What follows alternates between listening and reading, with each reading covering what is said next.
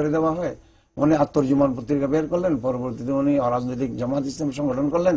1955 সালে কাদিয়ানী বিরোধী আন্দোলনে ওনার একটা কড়া আদেশ, মৃত্যুদণ্ডের আদেশ হওয়ার পরে কওমি ওলামারাই সেই মৃত্যুদণ্ড মওকুফ করেন। আন্দোলন করার পরে 55 সালে এই জামাত ইসলামী কোন রাজনীতিতে রূপ দেন। তাইলে আগাগোড়া 60-70 বছর ইতিহাসে ওলামায়ে দেওবন্দ সম্পূর্ণ জামাত বিরোধী ছিলেন।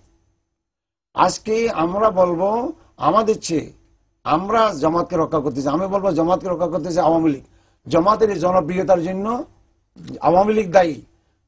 আমি নিজেই বলতাম যে জামাত যদি ক্ষমতা আসতে চায়, এদের যদি মুসলিম ব্রাদার হতে হয়, তাহলে এটা 50-100 বছর লাগবে।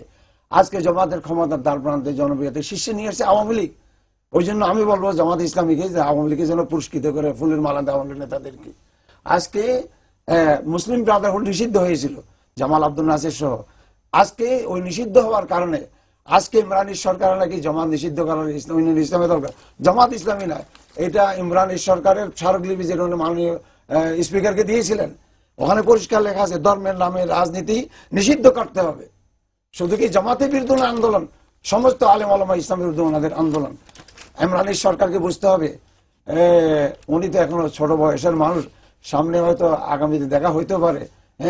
বুঝতে হবে যে জামাল আব্দুল নাসিররা বা মিশরে মুসলিম ব্রাদারহুডকে নিষেধ করার কারণে আজকে তারা প্রতিষ্ঠিত হয়ে ক্ষমতায় এসেছে। আজকে জামাতকে ক্ষমতায় আনতেছেন আপনারা, কওমি ওলামারা, হেফাজত ওলামারা।